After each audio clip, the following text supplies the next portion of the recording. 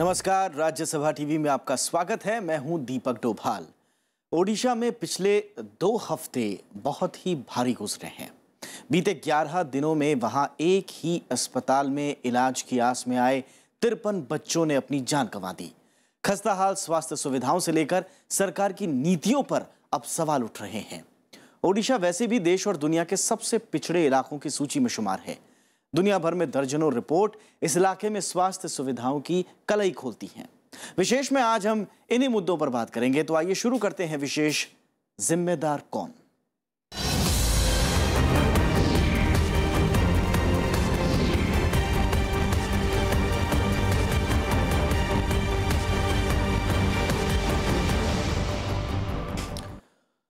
ओडिशा के कटक जिले के शिशु भवन अस्पताल में नवजातों की मौत का सिलसिला जारी है। पिछले 11 दिनों में अब तक 53 मौतें हो चुकी हैं। राज्य सरकार ने जांच के लिए समिति का गठन कर दिया है, जबकि केंद्र राज्य सरकार को मदद की बात कह रही है। हालांकि पिछले कई सालों के आंकड़ों पर गौर करें तो हकीकत वाकई दर्दनाक है।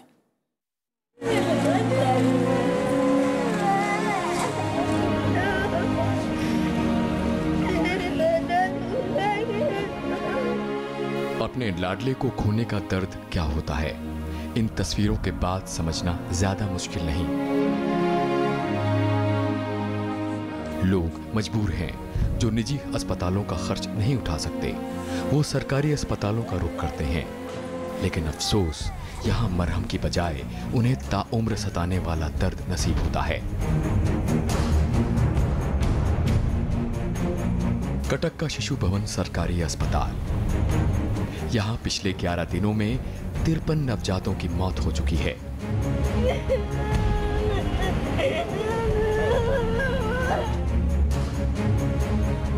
मौत का ये सिलसिला जब शुरू हुआ तो हालात ठीक होने के बजाय और बिगड़ गए। जिनके बच्चे अस्पताल में स्वस्थ होने के बदले अपनी जान गंवा बैठे, वो अस्पताल को इसके लिए जिम्मेदार ठहरा रहे हैं। जो ट्रीटमेंट हो रहा है, नर्स लोग का ट्रीटमेंट से कोई सेटिस्फाइड नहीं है। पहली बात तो ये लोग बिहेवियर गलत कर रहे हैं, और मतलब मैं आज देख रहा हूँ 2 आदमी का बच्चा मर गया ऐसा, लेकिन उन लोगों को ऐसे बिहेव किया गया कि इन लोगों ने कंप्लेन करा इनका बच्चे को देखेंगे नहीं हम लोग, ऐसा करके उनका बच्चा का एक्सपायर हो गया। तो 2 बच्चा ऐसा हुआ अभी।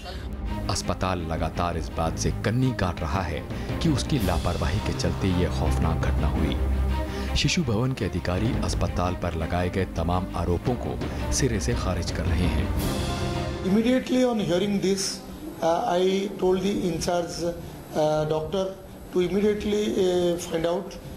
She has already seen, and they have counseled the people and this thing. And I personally reviewed the matter. I went to the bed.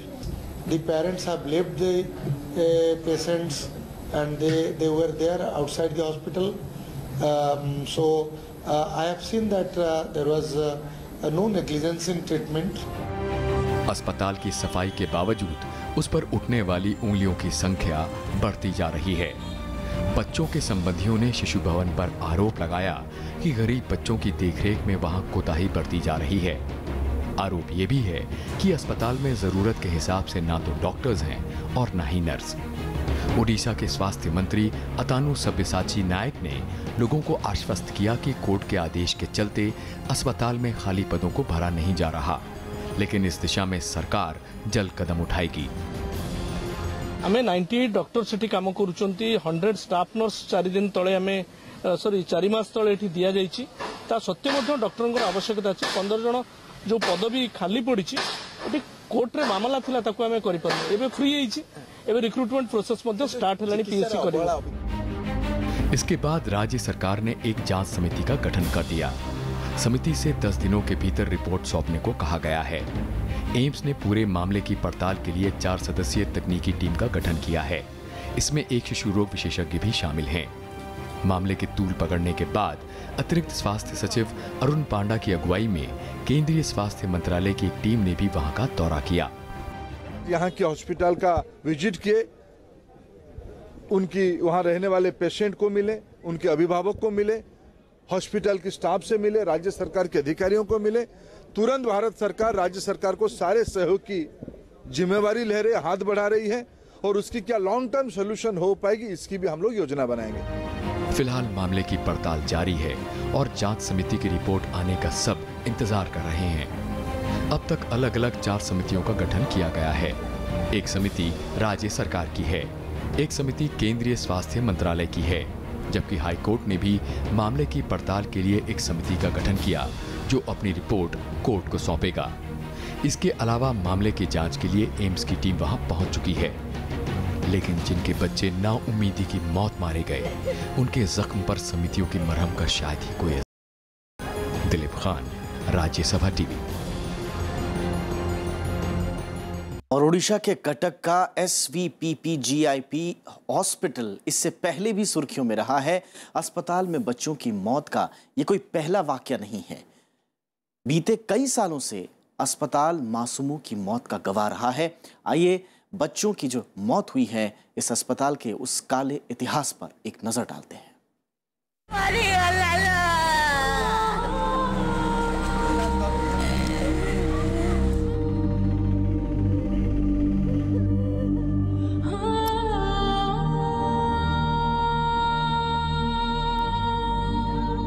इन तस्वीरों से आप एक मां के दर्द का अंदाजा लगा पा रहे होंगे। कटक के इस अस्पताल में ये नजारा अब आम बात है। बच्चों के इस अस्पताल को लोग शिशु भवन के नाम से जानते हैं, लेकिन इस अस्पताल में बच्चों की किलकारियां नहीं बल्कि माओं की चीख गूंजती है।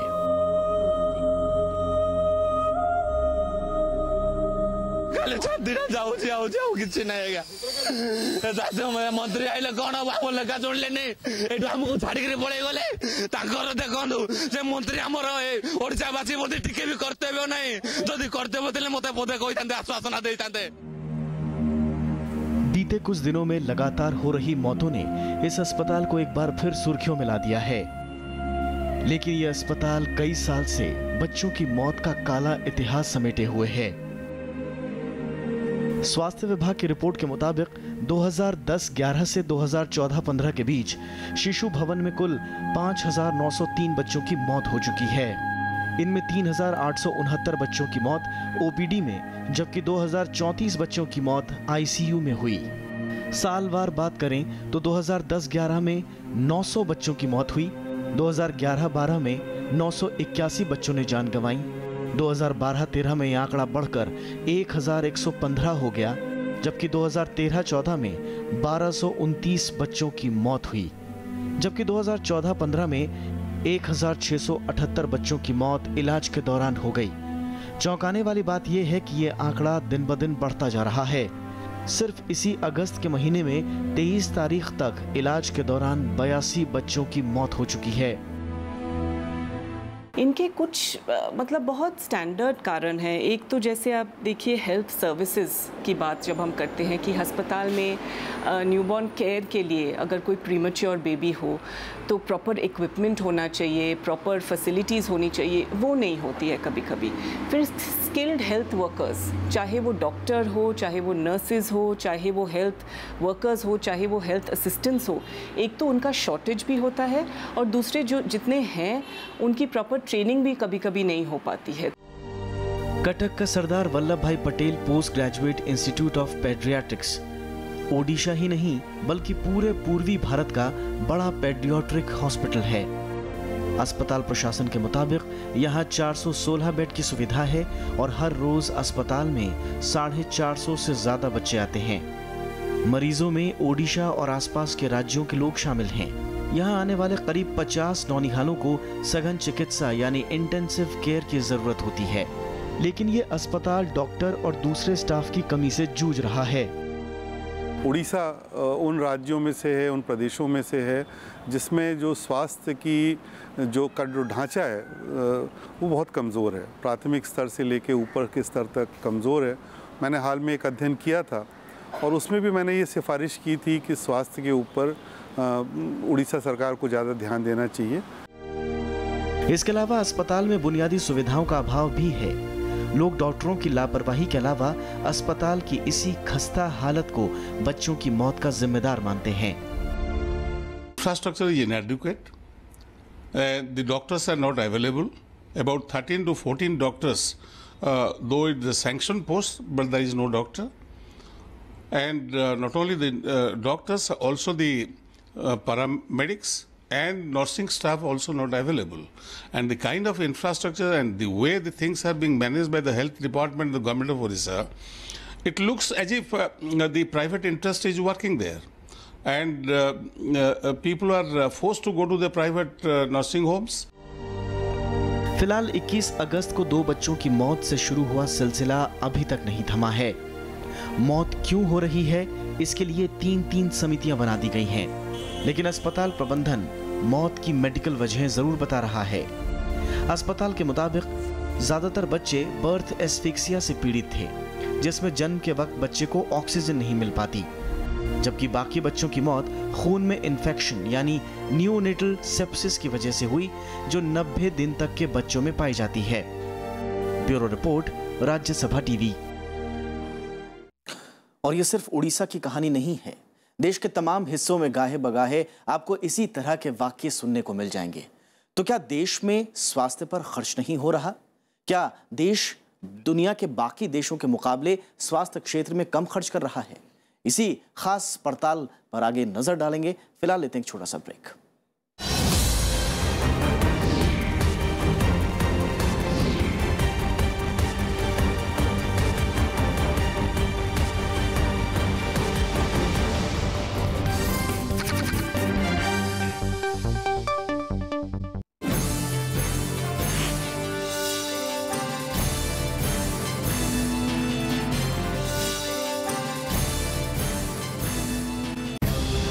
Hello and welcome to The Quest.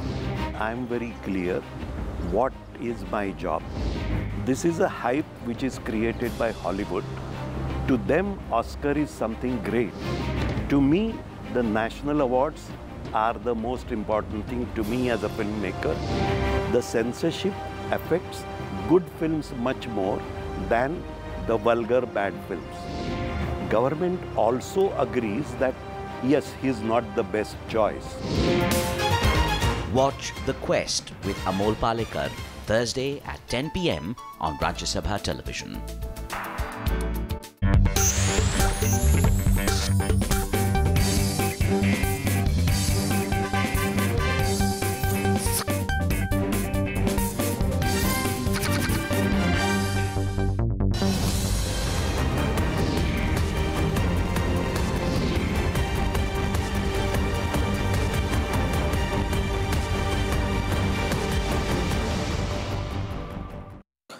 शिशु भवन को लेकर कई बार दावे हुए और कई पार्टियों ने हालात को दुरुस्त करने की दिशा में हर मुमकिन कदम उठाने का वादा भी किया।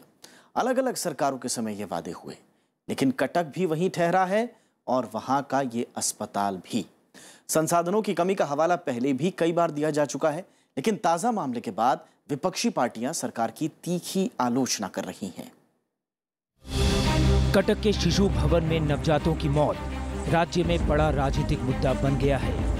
विपक्षी पार्टी कांग्रेस और बीजेपी राज्य सरकार पर तीखे आरोप लगा रही है। विपक्ष का आरोप है कि राज्य में सरकारी अस्पताल ऐसे ही खस्ताहाल हैं। कटक का ये शिशु भवन पूरे राज्य में बच्चों के लिए सबसे अच्छा अस्पताल माना जाता है। ऐसे में विपक्ष के निशाने पर आई बीजेडी सरकार ने फौरन घटना की जांच के लिए एक समिति का गठन कर दिया, लेकिन उससे पहले ही ओडिशा प्रदेश कांग्रेस समिति के अध्यक्ष प्रसाद हरिचंदन की अगुवाई में पार्टी की एक टीम अस्पताल का दौरा करने के बाद सड़क पर उतर आई। We are dismayed to say that the government is unmindful, unconcerned about the poor medical facilities provided in Sardar Vallabhbhai Patel Institute of Pediatrics. 14 assistant professor posts vacant in these institutes. Attendants are not there. Facilities are not there. Lab is not working around the clock 24/7. On holidays, lab is closed. Lab is closed in the evening. During night hours, most critical is closed. And government is unmindful. Congress के फौरन बाद बसंत पांडा की अगुवाई में BJP की एक team ने भी अस्पताल का दौरा किया। बीजेपी का आरोप है कि कटक की ये घटना राज्य में स्वास्थ्य सुविधाओं की कलई खोलती है।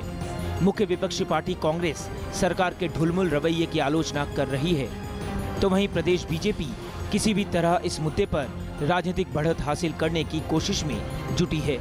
केंद्र सरकार की तरफ से भी केंद्रीय मंत्री धर्मेंद्र प्रधान सहित ओडिशा के कई बीजेपी सांसदों ने अस्पताल का दौरा किया। The whole idea of bringing this team is to kind of assist the state government and the hospital administration here, so that at least in long term and also in short and medium term, what steps can be taken so that these kind of things which are preventable, at least some of them which are preventable, can be prevented so that they don't recur.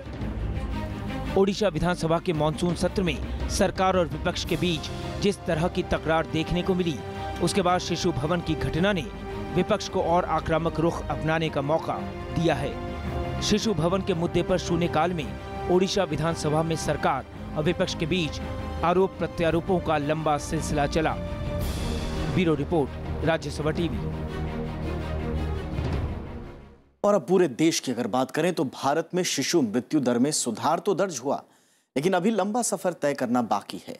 अंतर्राष्ट्रीय कसौटी पर भारत को कसें तो हालात संतोषजनक नहीं दिखते, लेकिन अगर ओडिशा की तस्वीर उठाकर देखें तो हालात खौफनाक नजर आते हैं। वक्त बदला, दुनिया बदली, लेकिन नहीं बदला तो ओडिशा।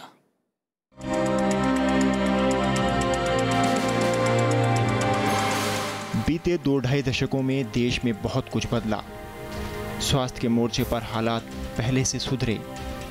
1991 में प्रति 1000 नवजात शिशुओं में मृत्यु दर का आंकड़ा 80 था, जो 1997 में घटकर 71 हो गया। 2001 में यही आंकड़ा 63 तक जा पहुंचा, तो 2007 में 55 और 2013 में घटकर 43 हो गया। यानी पहले के मुकाबले हालात बदले हैं। लेकिन इसके बावजूद यूनिसेफ का आकलन है कि भारत जिस गति से इस दिशा में सुधार कर रहा है, उसके हिसाब से भारत सहस्राब्दी विकास लक्ष्य को हासिल करने में कामयाब नहीं हो पाएगा। इस साल के अंत तक शिशु मृत्यु दर को 26 से कम करने का लक्ष्य था। पिछले कुछ सालों में धीरे धीरे फिर से इसमें कुछ गिरावट आई है, अर्थात ये स्थिति में थोड़ा बहुत सुधार आया है, लेकिन अभी भी बहुत क्षेत्रीय इसमें अगर हम देखें तो गैर बराबरी है।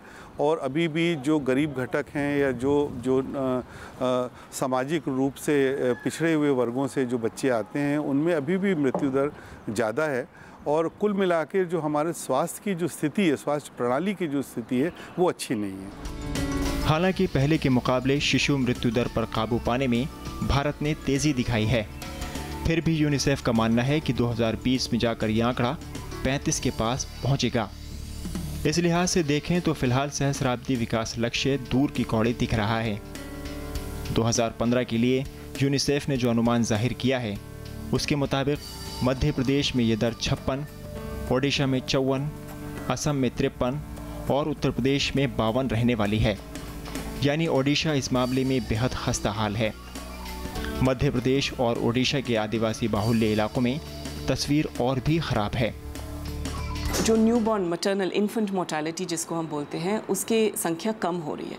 1990 जो 1.3 मिलियन थी, वो 2012 में it's come down to 0.7 million. वो अभी भी बहुत लार्ज नंबर है, पर वो कम हो रही है। अभी पिछले हफ्ते ही एक ग्लोबल कॉन्फ्रेंस दिल्ली में हुई, इंडिया में हुई। For the first time it was held outside the US in Delhi, call to action करके। और उसका पूरा फोकस ही यही था कि हम कैसे जो प्रिवेंटेबल मातृ मृत्यु और शिशु मृत्यु है, उसको हम कैसे रोक सकें। देश के 8 राज्यों में कुल शिशु मृत्यु के 71% मामले देखे जा रहे हैं। शिशु मृत्यु दर के मामले में ओडिशा भारत ही नहीं, दुनिया के चंद पिछड़े इलाकों में शुमार है। लेकिन अगर स्वास्थ्य सुविधाओं की बहाली का आलम देखें तो सिवाय अफसोस के और कुछ भी जाहिर नहीं किया जा सकता। 1990 तक जिन राज्यों की हालत सुधरी, वो आगे भी इस मोर्चे पर सफल रहे। लेकिन जो पिछड़े इलाके थे, वहां पर सुधार की दर भी धीमी रही। विश्व स्वास्थ्य संगठन के मुताबिक 1980 से 1990 के दशक के दौरान शिशु मृत्यु दर में सबसे ज्यादा 45% की कमी केरल में देखी गई। इसके बाद 38% कर्नाटक में, 32% तमिलनाडु में, 27% हरियाणा में और 20% बिहार में कमी आई। ओडिशा में महज 19% की कमी दर्ज की गई। यानी इस तालिका में भी ओडिशा पिछड़ा हुआ दिख रहा है। गरीबी और कुपोषण को इसके पीछे सबसे बड़ा कारण बताया जा रहा है। सरकार ने इन इलाकों को खास तौर पर ध्यान में रखते हुए योजनाएं बनाई, लेकिन सब कमजोर साबित हुई। रीचिंग द मोस्ट मार्जिनलाइज्ड, क्योंकि कभी कभी अगर आप नेशनल आंकड़ों को देखोगे तो उसमें जो बिल्कुल ही गरीब हैं, जो बिल्कुल ही मार्जिनलाइज्ड हैं, वो छूट जाते हैं। तो उनमें जो संख्या है, that is the percentage of deaths with in them is sometimes higher than the national average. And I think the time is now right कि सरकार हो या सिविल सोसाइटी हो या जो भी जितने भी इंटरनेशनल एड एजेंसीज हो, उनकी फोकस पुअरेस्ट की तरफ होनी चाहिए।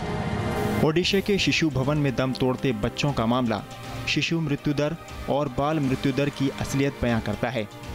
5 साल से कम उम्र के बच्चों की मौत के आंकड़े देखें तो भारत की हालत काफ़ी चिंताजनक दिखती है। ओडिशा इस तालिका में भी दूसरे नंबर पर मौजूद है। एक दौर में कालाहांडी, बालांगीर और कोरापुट इलाके को केबी के रीजन कहा जाता था।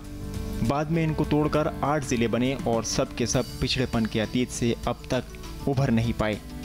लोगों को सरकार से शिकायतें हैं, न नज़दीक में प्राथमिक चिकित्सालय और न ही ढंग के अस्पताल, न रोजगार के साधन और न ही भरपेट भोजन। ऐसे में इन इलाकों में विकास योजनाओं को सही मायनों में लागू किए बगैर सहस्राब्दी विकास लक्ष्य को पाना बेहद मुश्किल काम होगा।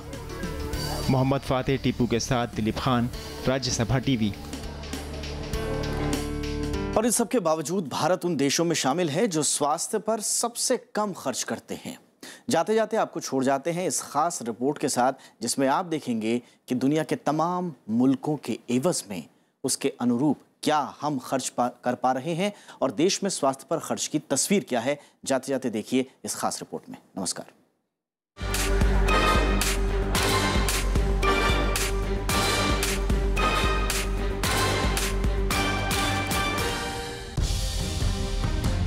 2011 की जनगणना के मुताबिक भारत की आबादी लगभग 1.25 अरब है। भारत चीन के बाद दुनिया के सबसे ज्यादा आबादी वाला देश है। कई अध्ययन बताते हैं कि 2025 तक भारत चीन को भी पछाड़ देगा और दुनिया में सबसे ज्यादा आबादी वाला देश बन जाएगा। बढ़ती आबादी बीमारियों के प्रति ज्यादा संवेदनशील होती है। यही वजह है कि आज दुनिया में होने वाली बीमारियों का 5वां हिस्सा भारत में है। देश में कुपोषित बच्चों की तादाद अफ्रीका से भी ज्यादा है, जबकि खून की कमी यानी एनीमिया के मरीज भी बड़ी तादाद में हैं। लेकिन देश में उस लिहाज से सेहत सुविधाओं पर खर्च नहीं किया जाता। देश में सार्वजनिक स्वास्थ्य पर सकल घरेलू उत्पाद का 2% से भी कम खर्च किया जाता है। आर्थिक सर्वेक्षण 2012-13 के मुताबिक 2010-11 में सरकार ने स्वास्थ्य पर जीडीपी का 1.29% खर्च किया। इसी तरह 2011-12 में स्वास्थ्य पर जीडीपी का 1.29% ही और 2012-13 के दौरान सकल घरेलू उत्पाद का 1.36% खर्च किया गया। 5वीं पंचवर्षीय योजना में 2017 तक स्वास्थ्य पर जीडीपी का 2.5% तक खर्च करने का लक्ष्य रखा गया है, लेकिन दुनिया के देशों से ये फिर भी कम होगा। अमेरिका अपनी जीडीपी का 8.3% स्वास्थ्य पर खर्च करता है, जबकि चीन में जीडीपी का 3% खर्च होता है, जबकि श्रीलंका, थाईलैंड और ब्राजील जैसे देश भी स्वास्थ्य से करीब 3% खर्च करते हैं। साल 2011 में भारत में स्वास्थ्य पर प्रति व्यक्ति कुल व्यय 62 अमेरिकी डॉलर यानी लगभग $4,500 रुपए था, जबकि अमेरिका में खर्च $8,467 और नॉर्वे में 9,908 अमेरिकी डॉलर तक खर्च होता है। हमारा पड़ोसी देश श्रीलंका तक हमसे ज्यादा यानी 93 अमेरिकी डॉलर खर्च कर रहा है। अगर आपके 300 वैकेंसीज़ हैं डॉक्टर्स के, सो प्लीज़ मेक श्योर कि वो 300 सारे वैकेंसीज़ फिल्ड हो और वो ऐसे डॉक्टरों से फिल्ड हो जो क्वालिफाइड हो और जो केपेबल हो। स्पेशलिस्ट डॉक्टर्स जैसे गायनेकोलॉजिस्ट, पीडियाट्रिशियंस, वेरी क्रिटिकल। ऐसा नहीं है कि जनरल फिजिशियन हो, हेल्थ असिस्टेंट्स हो, तो सिंपल थिंग्स लाइक आपके ह्यूमन रिसोर्सेज कैपेबिलिटीज़ आपके फुलफिल हो। फिर जो आपके इक्विपमेंट हैं, जो मशीन्स हैं, जो मेडिसिन है, they should be functional, they should be working. जो आपका इम्यूनाइजेशन है वो पूरे तरीके से उसका पूरा कवरेज होना चाहिए। भारत में दुनिया की आबादी का 6ठा हिस्सा रहता है, लेकिन इस आबादी के लिए देश डॉक्टरों और दूसरी बुनियादी कमियों से जूझ रहा है। दूसरे देशों से तुलना करें तो भारत में प्रति 10,000 लोगों के लिए अस्पतालों में महज 7 बिस्तर उपलब्ध हैं, जबकि ब्राजील में 23 बिस्तर, चीन में 38 और रूस में 10,000 लोगों पर 97 बेड उपलब्ध हैं। डॉक्टरों की उपलब्धता का वैश्विक औसत प्रति 10,000 लोगों पर 13 डॉक्टर है, जबकि भारत में ये केवल 7 है। पिछले साल राज्यसभा में दिए जवाब में केंद्र सरकार ने माना कि विश्व स्वास्थ्य संगठन के मानकों के मुताबिक 1000 की जनसंख्या पर एक डॉक्टर होना चाहिए, जबकि भारत में 1674 लोगों पर एक डॉक्टर है। विकेंद्रीकृत रूप से जो हमारा स्वास्थ्य का ढांचा है उसको कहीं ज़्यादा मजबूत होने की ज़रूरत है। पहली बात ये। दूसरी बात ये कि कभी किसी फोकल एरिया में कोई बीमारी भयानक रूप लेती है तो जो वहाँ पर स्वास्थ्य कर्मचारी हैं उनको किसी प्रकार का कोई इंसेंटिव नहीं है कि उस बीमारी को रिपोर्ट करें, उस बीमारी को रोकें, बल्कि उनको ये लगता है कि अगर बीमारी हम प्रकाश में लाएंगे तो हो सकता है हमारे ऊपर इसका नकारात्मक प्रभाव पड़े। तो ये जो विकेंद्रीकृत ढांचा है इस समय हमारा स्वास्थ्य का निहायत कमज़ोर है, और साथ साथ अस्पतालों को भी जिस तरह से काम करना चाहिए, डॉक्टरों को भी जिस तरह से काम करना चाहिए, वो भी पर्याप्त रूप से नहीं हो पा रहा है। कई दूसरे अध्ययन बताते हैं कि देश में 4 लाख से ज्यादा डॉक्टरों की कमी है। जानकार मानते हैं कि बीमा की सुरक्षा हो तो आम आदमी स्वास्थ्य खर्च के बोझ से बच सकता है, लेकिन भारत में अभी 17% लोगों के पास ही स्वास्थ्य बीमा है। संसाधनों और स्वास्थ्य सुविधाओं के असमान वितरण के अलावा भारत में बीमारों की बढ़ती संख्या भी अपने आप में एक बड़ी चुनौती है, जिससे पार पाने के लिए सरकार को स्वास्थ्य सुविधाओं पर खर्च बढ़ाने की जरूरत है। दीपक डोभाल, राज्यसभा टीवी।